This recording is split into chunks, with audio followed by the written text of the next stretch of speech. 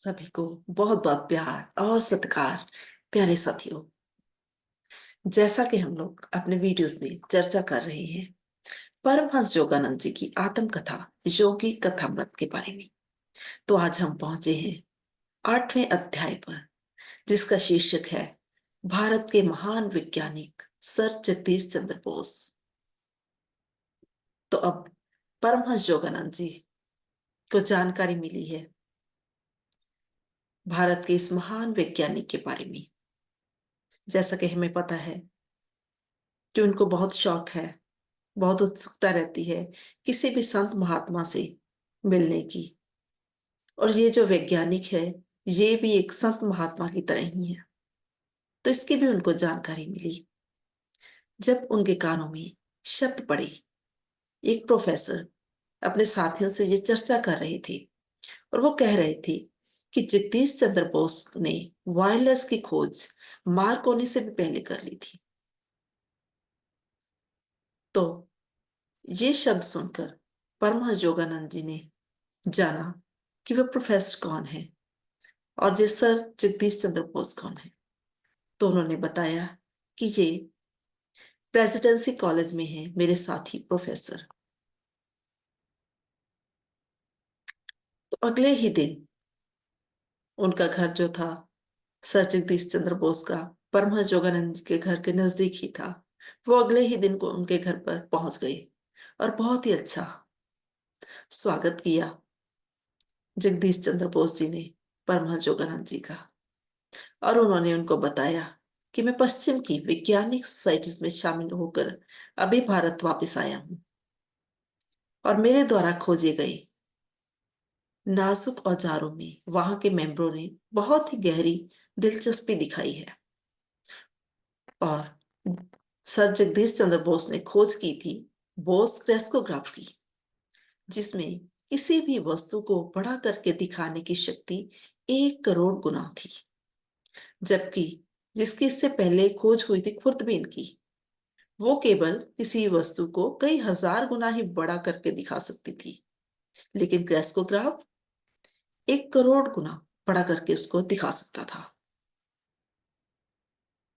और उन्होंने बताया कि पेड़ पौधों में भी संवेदनशील नाड़ी तंत्र होता है और उनका जीवन भी परिवर्तनशील भावनाओं से भरपूर है। प्रेम, नफरत, खुशी, डर, सुख, दुख, जोश, मूर्छा और अनेक उत्तेजनाओं के प्रति अनगिनत प्रतिक्रियाओं के भाव, अनुभूतियां जिस तरह सभी प्राणियों में होते हैं, उसी तरह से पेड़ पौधों में भी होती हैं। तो ये सुनकर परमहंस योगानंद जी बोले कि सर, मैं भी एक ऋषियों जैसे एक प्रोफेसर को जानता हूं जो कभी फूल नहीं तोड़ते थे। वो हमेशा कहते थे कि मैं किस तरह से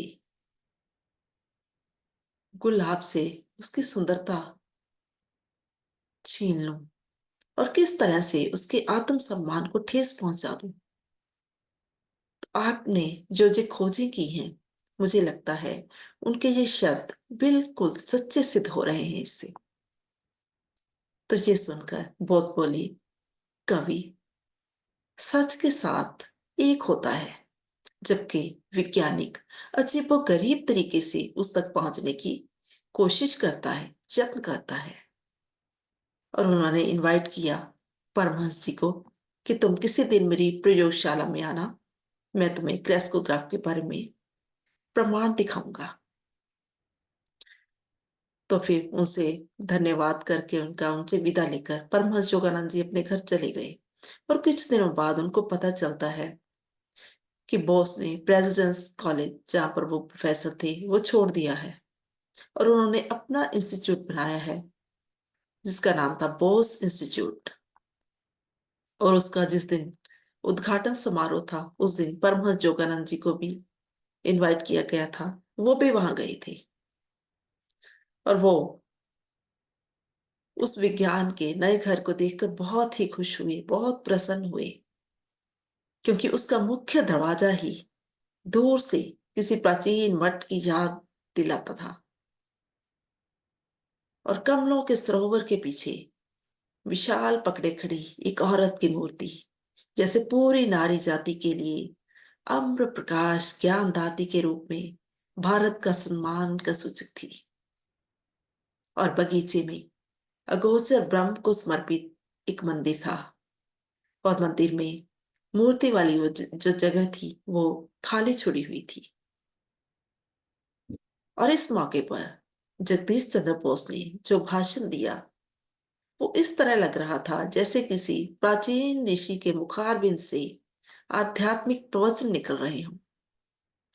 तो इस मौके पर बहुत ही सुंदर प्रवचन दिया सर जगदीश चंद्र बोस ने। उन्होंने शुरुआत की कि आज मैं इस संस्था को केवल एक प्रयोगशाला के रूप में ही नहीं बल्कि एक मंदिर के रूप में समर्पित कर रहा हूं। मैं अपनी खोज का पीछा करते हुए कब बेध्याने ही भौतिक विज्ञान से शारीरिक विज्ञान के अधिकार क्षेत्र में पहुंच गया, मुझे पता ही नहीं चला। और मेरी उत्सुकता तब बढ़ती ही चली गई जब मैंने देखा कि जीव जगत और निर्जीव जगत के बीच में जो रेखाएं हैं वो मिटती जा रही हैं और उनके मिलने के आसार बढ़ते जा रहे हैं। और उन्होंने देखा कि जो निर्जीव जगत है वो हरकत ही नहीं था। धातुओं, पौधों और प्राणियों में, सभी में एक जैसी प्रतिक्रिया थी। सभी थकावट और उदासी के लक्षण प्रदर्शित करते थे और उनमें पुनर्सुर्जिति प्राप्त करके मुड़ फिर बुलंदी की ओर पहुंचने की संभावनाएं बनी रहती थी। और मौत के साथ जुड़ी हुई क्रिया विहीनता भी सभी में एक जैसी थी। और उन्होंने कहा कि मैंने बहुत बड़ी उम्मीद के साथ अपने जो प्रयोग किए थे उसके जो उन्हें बहुत ही अच्छे नतीजे मिले थे, उनकी घोषणा उन्होंने की रॉयल सोसाइटी के सामने। लेकिन वहां पर हाजिर विज्ञानियों ने मुझे मशवरा दिया कि मैं उनके अधिकार क्षेत्र में दखल ना दूं, बल्कि अपनी खोज भौतिक विज्ञान तक ही रखूं, जिस क्षेत्र में मेरी सफलता यकीनी बन चुकी थी। लेकिन बोस कहते हैं कि मैं अनजाने में ही एक नावाकिफ जाति व्यवस्था व्यवस्था के क्षेत्र में घुस गया था। तो ऐसा लग रहा था उनको जैसे मैंने किसी शिष्टाचार का उल्लंघन कर दिया हो। उन्होंने कहा कि जिस परमात्मा ने हम सभी को सृष्टि के ये नित्य विकसित होते हुए जो गिरते में घेर कर रखा हुआ है, उन्होंने हमें सवाल करने की और समझने की इच्छा भी दे रखी है। वो बोले, एक बात मेरी ये पूरी तरह से समझ में आ चुकी थी कि विज्ञान के उपासक की जिंदगी ना खत्म होने वाली जद्दोजहद के साथ लाजमी तौर पर भरी हुई होती है। उसको लाभ, हानि, सफलता और असफलता को एक जैसे समझकर अपना जीवन प्रेममयी श्रद्धा के साथ आहुति की तरह अर्पण करना पड़ता है। और उन्होंने साथ में ये भी कहा कि भारत में हमेशा ही ऐसे लोग पैदा होते रहे हैं जिन्होंने समय के फौरी लाभ को ठुकराकर जीवन के सर्वोच्च आदर्शों को प्राप्त करने का यत्न किया है। वो भी किसी कार्यहीन सन्यासी की तरह नहीं बल्कि सरगर्म जद्दोजहद के साथ। वो आदमी जिसने संघर्ष करके जीत प्राप्त की हो, केवल वही आदमी संसार को अपनी विजय के, अपनी जीत के तजर्बों के फल अर्पण करके अमीर बना सकता है। और उन्होंने आखिर में ये कहा कि जिन समस्याओं के बारे में अब तक ये माना जाता था कि उनको सुलझाया नहीं जा सकता, वो खोजें तजर्बों के आधार क्षेत्र के अंदर आ गई हैं। मतलब अब उन्हें सुलझाया जा सकता है क्योंकि उन पर बहुत सी खोजें हो रही हैं। और सभी खोज विज्ञानी ये जानते हैं कि असली प्रयोगशाला हमारा मन है, जहां पर माया के पर्दे के पीछे छुपे हुए सच के नियमों को वो खोज लेते हैं। और उन्होंने कहा कि जहां पर मेरी प्रयोगशाला में जो भी भाषण होंगे वो किसी दूसरे व्यक्ति के द्वारा प्राप्त किए गए ज्ञान का दोहराव नहीं होगा, और कभी भी किसी चीज का पेटेंट नहीं लिया जाएगा। और उन्होंने अपनी इच्छा भी बताई कि जहां तक संभव हो सके इस संस्था के दरवाजे, सहूलतें पूरे संसार के खोज विद्यार्थियों के लिए खुले रहने चाहिए, जैसे कि 25 शताब्दियों पूर्व भारत की नालंदा और तक्षशिला यूनिवर्सिटियों में संसार भर से आए हुए विद्यार्थियों के लिए ज्ञान प्राप्ति की सहूलतें सुलभ थी। उन्होंने कहा, बेशक विज्ञान ना तो पूरब का है ना ही पश्चिम का है, बल्कि ये सभी देशों का है, लेकिन फिर भी भारत इसमें विशेष योगदान डालने के काबिल है।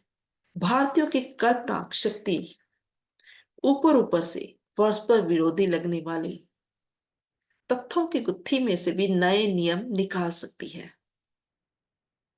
तो इस तरह से उन्होंने बहुत ही सुंदर एक आध्यात्मिक भाषण दिया।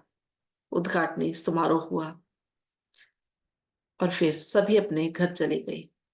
और इसके कुछ दिन बाद परमहंस योगानंद जी, महान वैज्ञानिक ने जो उनसे वादा किया था उसके मुताबिक उनकी प्रयोगशाला में गए, और वहां पर उन्होंने फर नाम का एक पौधा,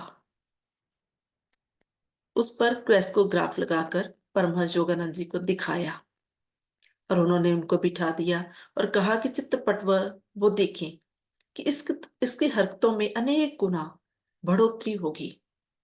और उत्सुकता के साथ परमहंस योगानंद जी पर्दे के ऊपर देखने लगे, जहां पर फर्न, जो पौधे का नाम है, उसकी बढ़ी हुई छाया दिखाई दे रही थी, और सूक्ष्म से सूक्ष्म जीवन क्रियाएं उन्हें स्पष्ट रूप में दिखाई दे रही थी।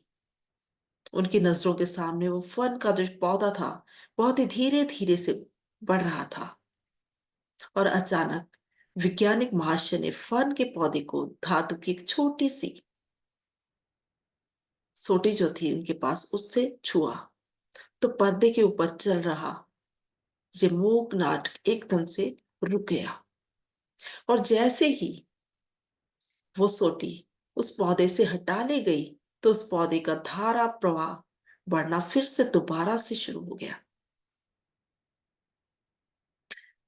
और इस तरह से बॉस महाशय ने कहा कि तुमने देखा किस तरह से थोड़ा सा भी अगर बाहरी विघन डाला जाए तो वो संवेदनशील कोशिकाओं के लिए कितना हानिकारक होता है। और फिर उन्होंने क्या किया, उस पौधे पर क्लोरोफॉर्म लगाई, तो उसके असर से पूरा विकास जो था पौधे का रुक गया।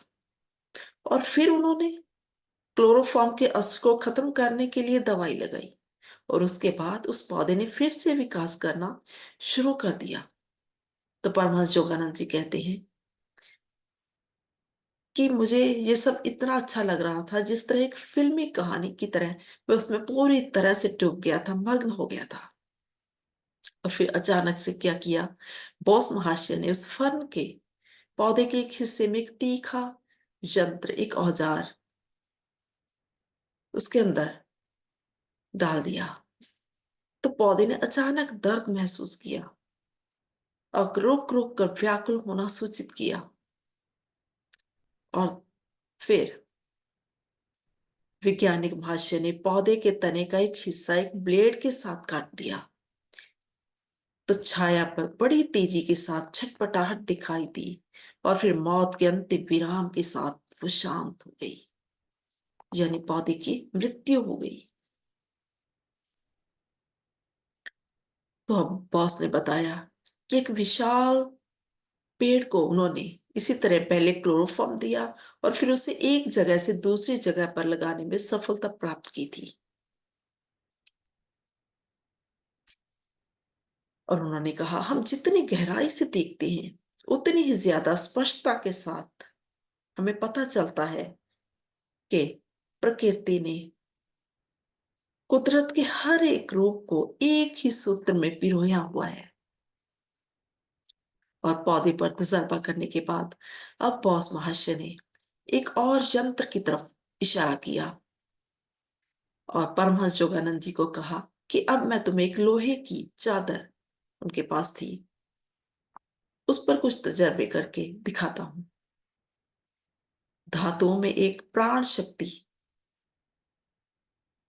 उत्तेजना को अनुकूलता या प्रतिकूलता के रूप में दिखाती है। तो उन्होंने, वैज्ञानिक महाशय ने लोहे की चादर के ऊपर पहले क्लोरोफॉर्म लगाया, तो उसी वक्त क्या हुआ, स्पंदन लेखन बंद हो गया और धीरे धीरे से लोहे की चादर अपनी पहले वाली असली हालत में आ गई। तो फिर से वहां पर स्पंदन लेखन शुरू हो गया। अब बॉस महाशय ने उस पर एक जहरीला रसायन लगाया, तो सुई ने लोहे की चादर के ऊपर छटपटाते शोर के साथ अद्भुत रेखा चित्र बनाकर मौत की सूचना अंकित करवा दी। तो वैज्ञानिक महाशय ने कहा कि बॉस यंत्रों ने यह प्रदर्शित कर दिया है कि धातु जैसे कि कैंची और मशीनरी में यूज किए गए फौलाद औजार यंत्र भी जो हैं वो थकावट महसूस करते हैं और बीच बीच में उनको आराम दिलाते रहे तो वो फिर से काम करने लग जाते हैं। और बिजली के प्रवाह या बहुत भारी दबाव से धातुओं में जीवन धड़कन को गंभीर नुकसान पहुंचता है और उनकी धड़कन सदा के लिए इससे बंद भी हो सकती है। तो ये सुनकर परमहंस योगानंद जी ने कहा, श्रीमान जी, ये बड़े दुख की बात है कि आपके द्वारा खोज किए गए यंत्रों को पूरा पूरा लाभ उठाते हुए खेती बाड़ी की तरक्की नहीं की जा रही। क्या यह संभव नहीं है कि इनमें से कुछ यंत्रों से प्रयोगशाला में ये तजुर्बा करके पता लगाया जा सके कि अलग अलग तरह की खादों का पौधों के बढ़ोतरी पर क्या असर पड़ता है? तो बॉस बोले, आप बिल्कुल ठीक कह रहे हैं। हमारी आने वाली पीढ़ियां बॉस यंत्रों को अनगिनत तरीकों से अपने वर्तों में लाएंगी, वो उन्हें यूज करेंगी, क्योंकि एक वैज्ञानिक को उसकी मेहनत का उसी वक्त इनाम नहीं मिलता। सृजनात्मक सेवा का आनंद ही उसके लिए बहुत होता है। तो इस तरह से उन दोनों की मीटिंग हुई और परमहंस योगानंद जी ने धन्यवाद करते हुए उसे विदाई ली। और उसके बाद बॉस ने फिर अनगिनत खोजें की। उन्होंने एक रेजोनेंट कार्डियोग्राफ नामक यंत्र की खोज की और उन्होंने भारतीय पौधों और वृक्षों पर गहरी खोज की। और कार्डियोग्राफ एक ऐसी पक्की शुद्धता के साथ उन्होंने तैयार किया जिससे 1 सेकंड का 100वां हिस्सा भी चित्र पर अंकित हो सकता है। पेड़, पौधे, प्राणी और मानव शरीर की रचना की बारीक से बारीक हरकत को भी ये कार्डियोग्राफ अंकित कर लेता है। और उस महान वैज्ञानिक ने ये भविष्यवाणी की थी कि उसके कार्डियोग्राफ की वर्तों करके उसका यूज करके चिकित्सा खोज के लिए प्राणियों के अंगों की चीर फाड़ करने की बजाय पेड़ों और पौधों के अंगों की चीर फाड़ से ही काम चल जाया करेगा। किसी पौधे और प्राणी के ऊपर किए गए एक समय दवाई के प्रयोग के जो नतीजे आए वो अंकित करने से साफ पता लगता है कि दोनों के ऊपर इसका प्रभाव हैरानीजनक रूप से समान पड़ता है। उन्होंने स्पष्ट किया कि मनुष्य में जो कुछ मौजूद है वो सारा कुछ का पूर्वाभास पेड़ों और पौधों में भी मौजूद है। तो इस तरह से आज हमें प्यारे साथियों बहुत ही महान जो हमारे वैज्ञानिक सर जगदीश चंद्र बोस थे उनकी खोजों के बारे में पता चला। मुझे ये पहली बार ही पता चला और बहुत ही आनंद भी आया और बहुत ज्ञान में बढ़ोतरी भी हुई और बहुत हमें शिक्षा भी इससे मिलती है कि किस तरह से हम कई बार हम पेड़-पौधों को तो ये समझते हैं कि उनमें जान है, तो उनको नहीं काटना चाहिए।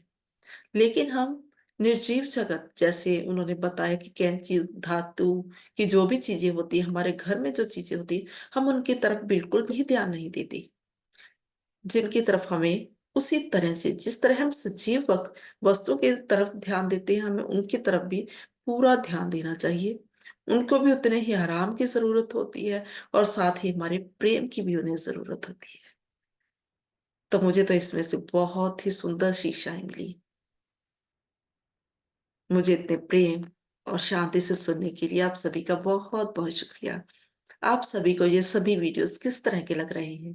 प्लीज़ अपने व्यूज़ कमेंट बॉक्स में लिखकर ज़रूर बताइएगा। और जो भी आपको कमी लग रही है कि मैं कोई भी इसमें सुधार कर सकती हूँ, तो प्लीज़ उसके बारे में भी ज़रूर बताइएगा, ताकि मैं अपने आप को और ज़्यादा बेहतरीन कर सकूँ। तो ठीक है साथियों, मिलते हैं हम फिर जल्दी ही अगली वीडियो में।